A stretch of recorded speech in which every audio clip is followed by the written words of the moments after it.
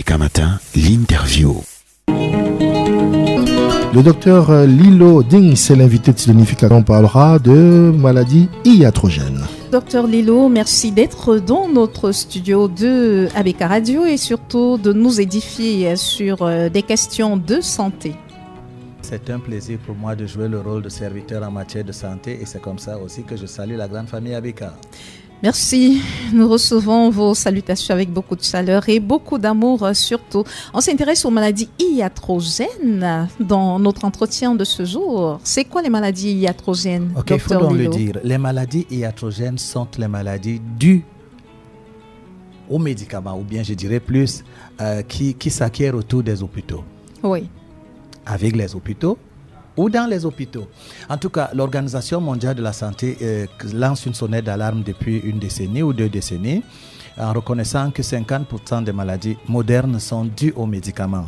Et ça ne dit rien à personne, hein. Ça ne dit rien à personne. Seulement, on remarque avec surprise que de plus en plus, même les jeunes enfants ont des problèmes de santé qui jadis appartenaient aux vieillards. Je veux parler par exemple des glaucomes de plus en plus récurrents. Oui. Je veux parler du diabète, je veux parler des cancers que les petites filles de 16 ans, 17 ans aujourd'hui ont, que ce soit de l'utérus curieusement ou des seins. Oui.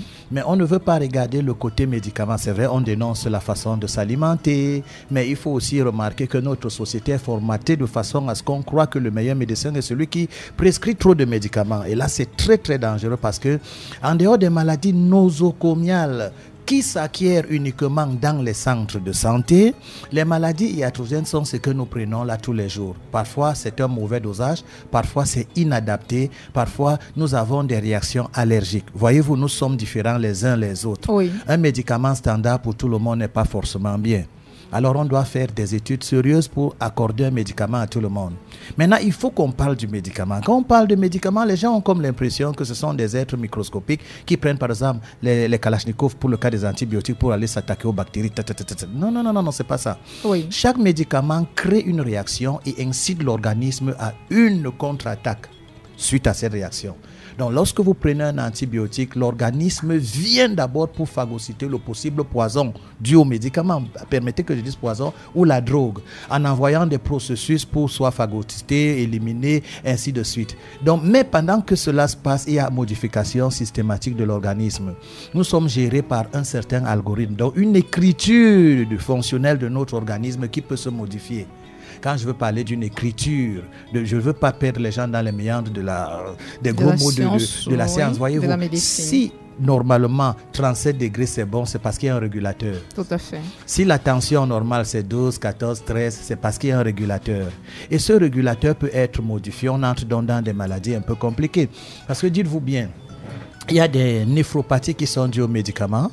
Il y a des diabètes actuellement qui sont dus aux médicaments et la majorité des médicaments contre l'hypertension vont jusqu'à nous prédisposer à l'ostéoporose, le diabète de type 2, les problèmes rénaux, hépatomégalie, oui. Splénomégalie, les gros mots, on va faire comment? Hépatomégalie, donc c'est le foie là qui est gonflé. Oui. Voilà. C'est mieux de le dire comme ça pour que tout le monde puisse se retrouver dans la pathologie. Oui. La sonnette d'alarme est là. Il faut connaître quand prendre le médicament. Le médicament peut être efficace, mais il est aussi limité. Oui. Il est vraiment limité quand l'organisme ne peut plus supporter. Il y a des antibiotiques, par exemple, pour 5 jours. C'est bon, ça va.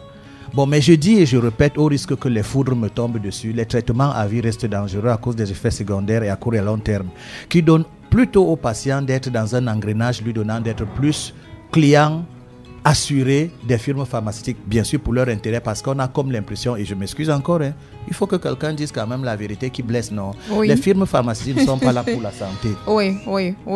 Les firmes pharmaceutiques ne sont pas là pour la santé, mais là pour entretenir la maladie. Oui. Et l'entretien de la maladie exige qu'on ne guérisse pas, mais qu'on l'entretienne. Je ne veux pas dire mais ça. Mais quand on est donc malade, qu'est-ce qu'on doit faire, docteur Lilo? Puisque il faut connaître comment se soigner. Nous souffrons de nombreuses pathologies et lorsqu'on se sent mal, lorsqu'on sent notre organisme nous lâcher, nos forces nous lâcher, ce qu'on cherche des médicaments qui vont nous permettre de nous remettre sur pied. Comment est-ce qu'on fait donc? Dans un premier temps, je vous ai dit la dernière fois qu'un meilleur système de santé tourne autour d'abord de la prévention, qui vaut mieux que les traitements. Le faux programme de santé pour tous l'an 2000 que j'ai dénoncé pendant longtemps nous approchait plus des médicaments, des hôpitaux et des médecins. Maintenant, on parle de santé, couverture santé universelle. Peut-être qu'il y a eu une évolution, docteur Lilo. Si vous connaissez ce que ça veut dire. Si vous connaissez ce que ça veut dire, parce que moi, personnellement, j'ai trop lu là-dessus et je me suis en sorti avec plus la honte. Voilà, parce que je dis, lorsque votre voiture est très vieille, ok, et s'il advient qu'il faille qu'un moteur soit changé, n'allez pas mettre des huiles de qualité dans ce moteur, changez-le. N'allez pas changer le piston, changez le moteur ou plus même, jetez la voiture là, vous prenez une autre parce que vous partirez d'un problème à un autre. Oui. Un système de santé qui n'a pas dans son programme la prévention est un système de santé moribond. Ce n'est que partir parfois de la pluie pour tomber dans le lac, fuir le soleil pour entrer dans une fournaise. Couverture santé universelle, ça veut dire quoi? Tout sauf quelque chose de positif en matière de santé. C'est une nouvelle folie moderne là pour essayer de niquer les cerveaux des gens et leur donner de croire qu'ils sont dans un programme de santé digne de ce nom. Je suis désolé. Il faut quand même que quelqu'un dise la vérité. On parle de l'accès aux soins gratuits, oui. On parle de certaines prises en charge qui se font à des prix accessibles à une certaine couche de la population. L'Organisation mondiale de la santé reconnaît que 50% des maladies sont iatrogènes. La gratuité de ces médicaments n'aggrave que le problème. Est-ce qu'on se comprend? On n'est pas dans une solution tant que la santé n'a pas été revue et corrigée. Je dis bien, le système de santé occidental est moribond, est tueur. Il est dangereux pour un continent retardataire comme nous parce que ça tue très vite. C'est ce qu'on a répliqué chez nous. C'est ce qu'on a répliqué. Nous sommes des copieurs, colleurs les plus négatifs qui soient. Il faut que ça change. C'est pour ça que l'Afrique est très riche substantiellement, très riche dans tous les sens, sauf dans le bon sens qui donne à l'Afrique d'être évoluée, moderne et puis capable de se prendre en charge. Ça commence à quel moment ces maladies iatrogènes? Est-ce que c'est dès l'administration des vaccins à nos enfants? Parce que très souvent, lorsque l'enfant naît, on dit à 3 jours ou plus tard, il doit recevoir le BCG. Je crois que c'est le tout premier vaccin qu'on inocule aux enfants. Après, il y a des vaccins contre la rougeole, la variole. Ça se fait sur plusieurs mois. Est-ce que c'est à ce moment-là qu'on peut commencer à développer des maladies iatrogènes? Bien sûr, il faut le dire. La vaccination, on ne veut pas un débat là au-dessus parce que c'est une histoire qui a raté. C'est 150 ans de bouillabaisse, de mensonges, des choses à redire. Mais on ne veut pas de débat là-dessus. On est capable de payer même les États pour persécuter ceux qui tirent la sonnette dans l'arme. Mais moi, je ne suis pas vacciné encore, mes enfants. J'ai 51 ans dans quelques jours. 51 ans, et vous voyez, je ne fais pas mon âge. J'ai 6 enfants qui ne sont pas vaccinés. Tout le monde qui m'écoute aujourd'hui, le docteur d'enfants est venu à la maison. Chaque femme, connaît mes enfants qui n'ont jamais été à l'hôpital. Et quand vous regardez les conservateurs, les Bororo, les Aoussa, les Pygmées, les tout ça, qui sont très loin des hôpitaux, ils sont plus en santé que nous. Il faut à un moment donné qu'on dise la vérité, au lieu de se laisser prendre par 150 ans de mensonges pour en finir avec la vie des gens. La vaccination est à revoir. Et la meilleure vaccination, c'est une alimentation équilibrée, variée et une hygiène de vie. C'est le meilleur vaccin qui soit au lieu de s'inoculer des conneries. Mais quand après avoir tout cela, on tombe quand même malade, comment est-ce qu'on fait? Tomber malade a plusieurs sens, ok? Et il y a parfois, nous tombons malades uniquement pour mettre en travail notre système immunitaire. Et comment on se comporte à ce moment-là pour retrouver la santé? Mais, on se soigne d'abord naturellement. On peut se soigner naturellement. Je prends un exemple parce qu'il faut que je touche ce qui dérange le plus. Nous exagérons. Tu cognes ton pied sur le bout de la porte. Tu peux rester tranquille, ça va partir, mais tu vas directement à l'hôpital chercher les anti-inflammatoires. C'est dangereux. Tu ne sais pas ce que les anti-inflammatoires non stéroïdiens peuvent faire à certains organismes. Tu es énervé, tu pars chercher rapidement un calmant à l'hôpital au lieu de te coucher, de t'endormir et oublier. Tu es fatigué, repose-toi, non, il te faut un fortifiant. Ça, ce sont des problèmes que nous cherchons. Lorsque, par exemple, on te déclare prédiabétique, là, il faut que je touche ça. Ne cours pas d'abord prendre le glucophage, metformine et tout ce qu'on veut te donner à vie là. Non. Commence par régler ton alimentation. Le diabète du type 2 commence par des sonnettes d'alarme. Tu es d'abord prédiabétique. Essaye de revoir tes habitudes alimentaires. Essaye de revoir ton comportement, ton hygiène de vie avant de t'engager à prendre metformine, glucophage qui mettent en vacances parfois définitivement ton pancréas qui ne sera plus capable de produire l'insuline. Tu entres dans la chronicité et bienvenue les effets secondaires. Condamné à plusieurs médicaments pour lutter contre les effets des premiers, des seconds et ainsi de suite. Et te voilà une loque humaine avec des maladies iatrogènes au rendez-vous comme les ostéoporoses, le calcium qui disparaît, qui est beaucoup plus uriné, les os sont fragilisés, l'hypertension artérielle due aux médicaments se présente, les troubles de sommeil qui exigent que tu prennes encore des médicaments alors qu'on peut arrêter avec. Mais les gens ne se renseignent pas, si tu permets. Oui, les gens docteur, ne se renseignent pas. Ils ne se renseignent pas. Tu vois, une personne avait Promax 14. En 2 semaines, il connaît déjà toutes les fonctionnalités, toutes les applications de base. Mais pour sa santé, il ne connaît pas. Je veux prendre le cas de l'hypertension aussi qui est devenu récurrent. Quand on vous signale déjà une tension, faites le sport. Vraiment, faites le sport. Vous pouvez traiter ce pré-hypertension, permettez que je dise comme ça, ce pré-hypertension, rien qu'en faisant le sport et en diminuant le sel dans votre alimentation. Si elle est trop carnée, trop grasse, vous essayez d'abord de limiter. Vous faites du sport et vous prenez votre tension. Si elle s'est stabilisée, n'allez pas prendre les remèdes à vie. Mais docteur, est-ce que c'est pas parce qu'on n'explique pas aussi aux patients qui se rendent dans les hôpitaux ce qui est à l'origine de de certaines pathologies? Oui, parfois vous arrivez, il y a des examens qui sont faits. Ce n'est que le médecin qui interprète ces examens et qui vous dit vous souffrez de temps et temps. Il ne vous explique jamais rien. Vous savez, parce que parfois on vous prescrit même simplement les médicaments, mais vous n'avez pas une idée de ce qu'il faut faire. Quand Samsung, sans publicité, et Apple, sans publicité, décide de vous donner Promax et les gros trucs que vous avez là, comment vous faites pour étudier pour un usage correct et vous ne pensez pas à l'entretien de votre corps? Je vous ai dit la dernière fois, et ceux qui me connaissent disent que je le crie depuis une vingtaine d'années. Ne déléguez plus votre santé. Le médecin est là pour son business, pour sa survie, il n'est pas là pour ta santé. Non, je suis désolé. Sauf s'il y a 2 sur 1000 qui le font, 2 sur 1000, 100, acceptons, qui le font. Mais ils sont là pour leur business, c'est la survie de leur famille et leur survie existentielle qu'il faut qu'ils soient médecins. D'ailleurs, ils ont même choisi la médecine dans la plupart des cas parce que c'est une opportunité. On ne chôme pas quand on est médecin. Mais ne déléguez pas votre santé. Occupez-vous d'elle et demandez l'aide du spécialiste. C'est ça. Et c'est le langage qu'il faut donner aux gens aujourd'hui. Vous qui laissez le médecin s'occuper de votre santé, il est lui-même malade. J'ai perdu un ami pharmacien, papa pharmacien tout récemment. On l'a enterré, ça fait 2 mois. À force de lui dire, tu es pharmacien, je sais, mais c'est trop de médicaments là. Il m'a regardé comme quelque chose, un défaut à dormir. Voilà, il m'a regardé n'importe comment, mais aujourd'hui il est sous terre. Il ne serait pas parti à 60 ans. Un pharmacien. S'il avait pris en compte la sonnette d'alarme, les conseils, vous avez tiré la sonnette d'alarme, il n'y en a pas. Mais docteur, est-ce que les médicaments naturels, parce que c'est ce que vous proposez, que les uns et les autres privilégient, est-ce que ces médicaments naturels ne sont pas lents dans le rétablissement de la santé des êtres humains, parce qu'on a parfois besoin d'avoir des effets rapides et c'est ce que proposent ces médicaments modernes. Oui, mais lorsqu'on propose par exemple ces méthodes rapide.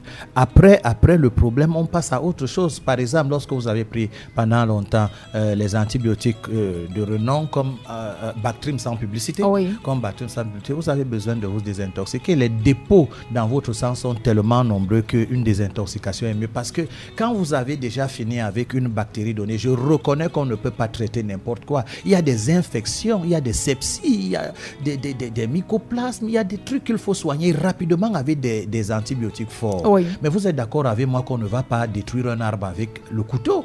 À chaque problème, son niveau d'agression du problème. Voilà, maintenant, quand vous êtes attaqué par une infection forte, il faut quelque chose de fort. Mais les médicaments très longs dans l'organisme détruisent ce dernier. On a le système de création de ce qui est propre à toutes les drogues. Vous savez qu'en anglais, le médicament est plus appelé drogue qu'en français. Alors, les drogues ont ceci de particulier, la création de la dépendance. Ça devient une sorte d'addiction. Et lorsque vous êtes déjà dans un état d'addiction, c'est très dangereux parce que vous êtes ouvert. C'est une boîte à Pandore qui s'ouvre devant vous et vous êtes à la merci de toutes sortes de prescripteurs et de médicaments qui n'arrangent pas le problème. Souvenez-vous que les maladies iatrogènes, 50% des maladies actuelles reconnues par l'Organisation mondiale de la santé, viennent des médicaments. Voilà, donc c'est une sonnette d'alerte, c'est une alerte. Voilà. Maintenant, pour ce qui est des produits naturels qui font d'abord dans la prévention, qui ne nécessitent pas que nous soyons d'abord malades avant de les consommer, parce que nous sommes dans le renforcement de l'organisme et la première maladie est déjà très vite vue par l'organisme. Vous n'êtes pas frappé fatalement comme quelqu'un qui n'est pas préparé, parce que la plante est capable de vous booster le système immunitaire. Mais malheureusement, vous allez rencontrer les gens qui vous parlent de dosage. Je dis que c'est de la manipulation. Les plus tueurs ici sur cette terre, en dehors des hydrocarbures qui sont capables de nous gâter jusqu'à la température, jusqu'à l'atmosphère terrestre, il y a des médicaments qui sont extrêmement toxiques et détruisent.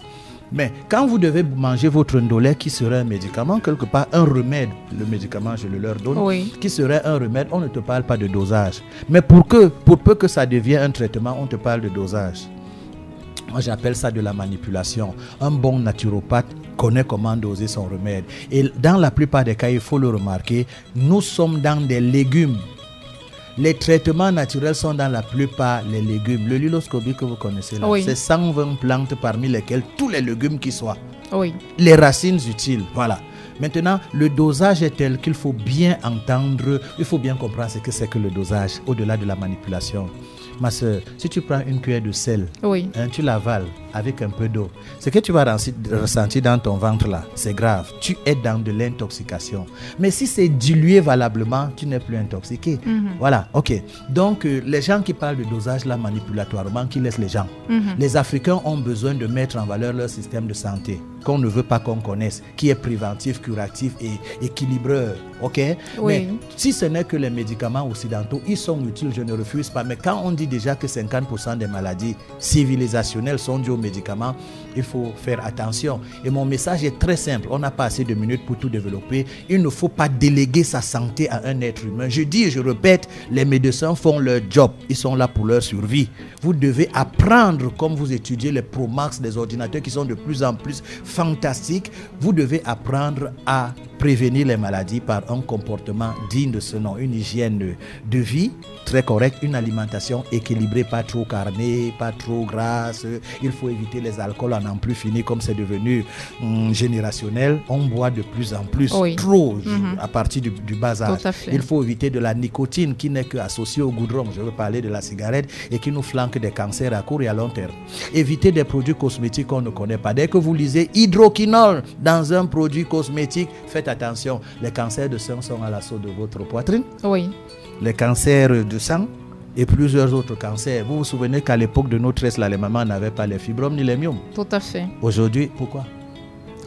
Parce qu'elles utilisaient les huiles naturelles, le Meyanga, par exemple. J'attire seulement l'attention pendant qu'on y est. Docteur Lilo, maintenant, il y en a qui souffrent de maladies métaboliques, maladies chroniques, et qui sont sous traitement en permanence. Comment cela font? Oui, mais ils sont dans un engrenage, ils sont tombés dans le peuple périt faute de connaissances. Est-ce qu'ils peuvent aujourd'hui, à la lumière de ce que vous expliquez, interrompre ces traitements qui consistent à prendre des comprimés chaque jour que Dieu a créé? Mais avec l'appui d'un spécialiste, il ne faut pas arrêter brusquement. Quand vous êtes dans un système d'addiction, tout arrêt brusque de traitement crée des réactions inattendues. Vous voyez, en matière de drogue, par exemple, que ce soit le LSD, même certains médicaments. Oui, docteur, allons-y. Même certains médicaments. C'est dans ma tête. Oui, non, allons-y. Ça vient de l'extérieur. Ok, d'accord. Oui, allons-y. Voilà. Donc, lorsque vous êtes dans de l'addiction, il faut qu'on essaye de vous sévrer. Voilà.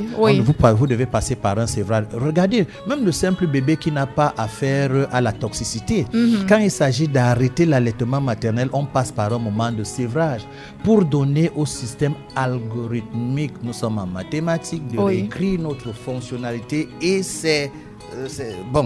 on va dire ça le plus simplement comment. Il faut apprêter déjà l'organisme de l'enfant à accepter qu'il n'a plus trop à faire au sein.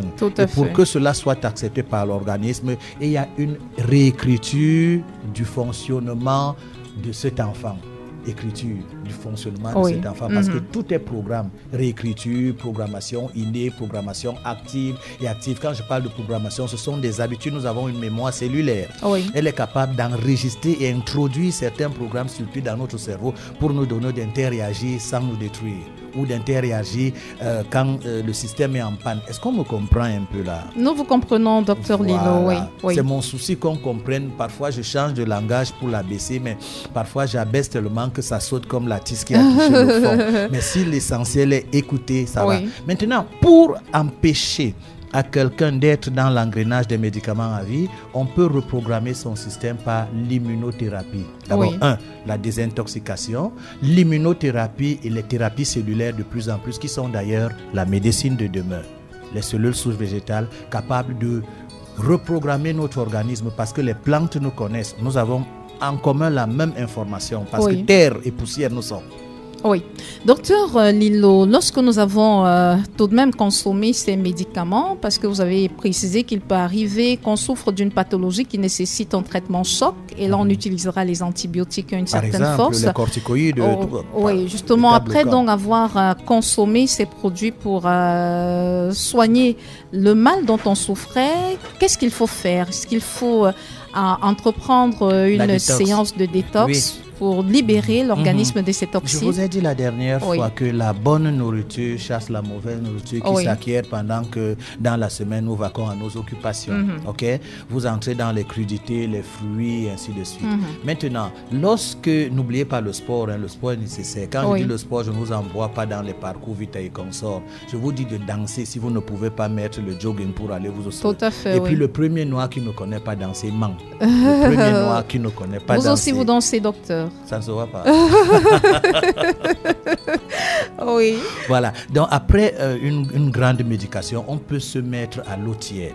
On peut utiliser la citronnelle qu'on veut abandonner alors qu'elle a bercé notre enfance. Le quinqueliba, entre autres. Voilà. On se booste l'organisme, on dégage, on met en marche les émonctoires. Et comment est-ce qu'on consomme cela? C'est tous les matins à jeûne, c'est matin et soir, c'est quelle quantité? Bon, là-dessus, il faut trouver quand même un spécialiste, parce que je ne peux pas prendre quelqu'un qui a été alité pendant une semaine pour lui donner les conseils de quelqu'un qui a fait 3 mois parce qu'il a eu une septicémie ou bien... Voilà, d'accord. Donc... toujours est-il, il faut trouver un spécialiste. Les spécialistes, il y en a même comme les charlatans, on les en a aussi à l'appel à cause des conditions sociétales qui donnent à tout le monde d'être quelque part aventurier. Voilà, donc, et puis en matière d'aventure, on trouve beaucoup qui ont trouvé bon d'aller vers la santé, parce que quand on dit maladie, la mort est à côté. Et le premier qui n'a pas peur de la mort va faire tout et tout pour être en santé. Tout à fait. Docteur Lilo, vous avez parlé tout à l'heure de ces huiles qui sont utilisées, ces laits de toilette qui sont utilisés par les femmes, qui sont à l'origine des cancers du sang, cancer du col de l'utérus. On sait également que ces femmes allaitent souvent. Est-ce que ces huiles utilisées sur la peau peuvent passer et se retrouver dans le lait maternel et être consommées par les enfants et les exposer? Et les exposer, justement. Donc lorsqu'on utilise un lait de mauvaise qualité, l'enfant peut être intoxiqué à travers ce lait de toilette, ce lait corporel. On m'a présenté un enfant tout récemment qui a à peine 1 an et demi. Il fait une hépatomégalie sévère, une splénomégalie dont le pancréas est gonflé. Lorsque j'étudie un peu son organisme, je remarque qu'il fait une intoxication. Quelle intoxication alors? Je commence à cautionner sa maman et je découvre qu'elle a exposé son enfant aux poisons les plus violents. Premièrement, ce n'est plus son teint. D'accord. Elle n'est plus dans son teint originel. Elle utilise les produits et elle n'hésite pas de mettre produits décapants. Des produits puisqu'il faut le mettre sur tout le corps. Sur tout le corps pour ne pas être Coca Fanta. Par exemple. C'est ce que je veux dire. Voilà. Et puis c'est ça qui a attaqué le foie et le pancréas de l'enfant. Mais la détox maintenant, ça fait presque 6 mois que je traite cet enfant. C'est la réduction est lente parce qu'en même temps, je ne veux pas l'exposer. C'est un bébé. Je ne veux pas lui donner des produits forts. Je veux aller progressivement et faire une détox continue. Et là, la maman a suspendu l'allaitement l'allaitement suspendu. maternel. Elle a suspendu. Non, l'enfant était déjà débarrassé. Donc, et un enfant de 1 an Ah, plus. d'accord, Oui, d'accord. mais il avait déjà été attaqué parce que son problème de patomégalie, splénomégalie, ça date. Oui. Il a commencé à développer ça à 6 mois, il Oui, allaitait oui, encore. oui. Maintenant que l'allaitement maternel s'est arrêté, depuis, il est traité. Les conséquences sont déjà installées dans l'organisme qui évolue avec cette panne. Oui. Les organes d'un bébé attaqué, essayez d'imaginer. Voilà, donc c'est un peu ça. Il faut penser à la prévention. C'est possible, il faut s'informer. Aujourd'hui, même par WhatsApp, on a l'intelligence artificielle bleue qui tourne là. On peut poser des questions. Oui. Bien sûr, ça ne remplace pas le médecin. C'est peut-être que ça ne peut pas remplacer un cerveau humain, mais c'est déjà quand même une bonne base pour s'informer valablement. Oui. On parle donc avec le docteur Lilo des maladies iatrogènes. Et ce sont des maladies qui sont dues à la consommation des médicaments.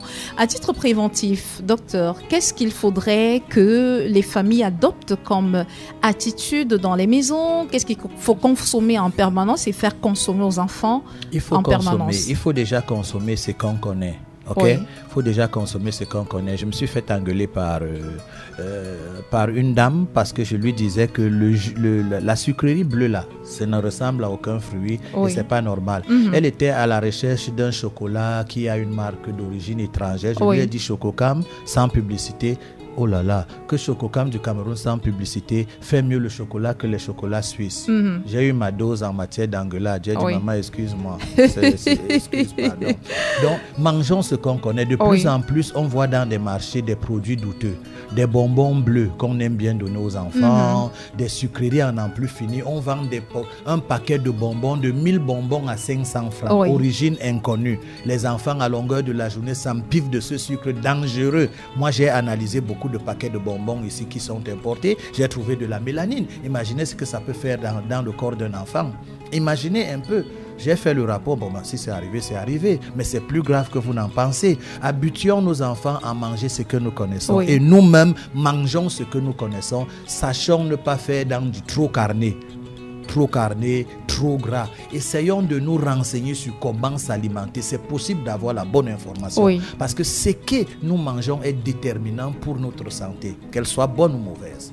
Et même celle de nos enfants, parce que l'autre chose aussi qu'on constate de plus en plus, c'est la difficulté qu'ont les jeunes aujourd'hui à procréer.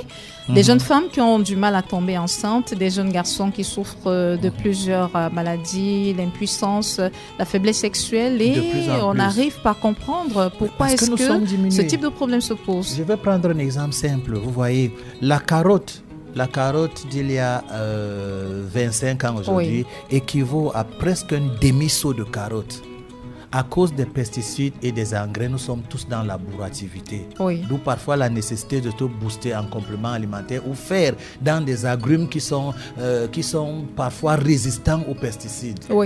Aux pesticides, ils sont parfois résistants. On peut avoir quelques agrumes résistants aux pesticides. Mandarine, citron, entre autres, au lieu d'utiliser... Orange aussi. Orange aussi, pamplemousse de plus... Mais même comme c'est de plus en plus... Le pamplemousse semble avoir disparu. Les oranges n'ont plus de jus. Mon fils m'a demandé le jour, papa, on suce ou on mange? On mange désormais. On mâche les oranges désormais. C'est difficile de tomber sur des oranges qui ont du jus. Voilà. Là, je confirme. Ok. Donc, ne tombez pas trop dans des produits que vous ne connaissez pas. De plus en plus, je le dis et je me fais des ennemis. D'accord, mais la vérité vaut mieux que la rage d'un petit fou qui veut... La rage d'un petit fou. Non, parce qu'il y en a des fous. Ils n'aiment pas qu'on dise la vérité. Ils se sentent touchés. Ou d'autres même croient que leur business est attaqué. Ils veulent en découdre avec ta pauvre tête. Bon, mais la vérité, elle est bien à dire.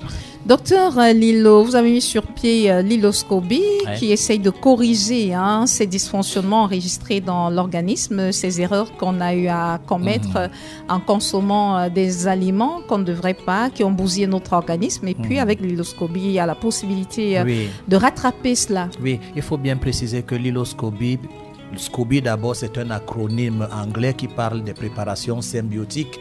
Voilà, des préparations symbiotiques. Dans la plupart des cas, pour avoir des cellules souches végétales, moi, je ne fais pas bouillir mes plantes. Je les prépare à froid dans de l'azote liquide. Et j'essaye d'utiliser des technologies fortes pour mettre ensemble le plus grand nombre. Qu'est-ce qui se passe? Vous êtes dans la détox? par ricochet dans la reprogrammation systématique de votre organisme par cellules souches interposées et immunothérapie. Donc, c'est en même temps un booster immunitaire et avec les cellules souches végétales dans l'hiloscobie, vous êtes reprogrammé. On a comme du 2 en 1.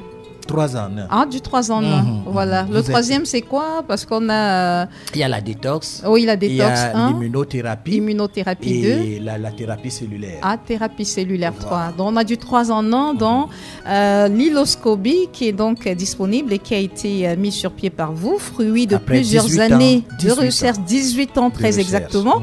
Et ils sont nombreux, ces auditeurs qui, après vos différents passages, souhaitent toujours avoir votre contact pour leur poser vos problèmes. Vous pouvez leur donner ces numéros de téléphone, Dr Lilo. Voilà, je vais les donner pour vous. Merci. Voilà, le 6 95 81 38 45.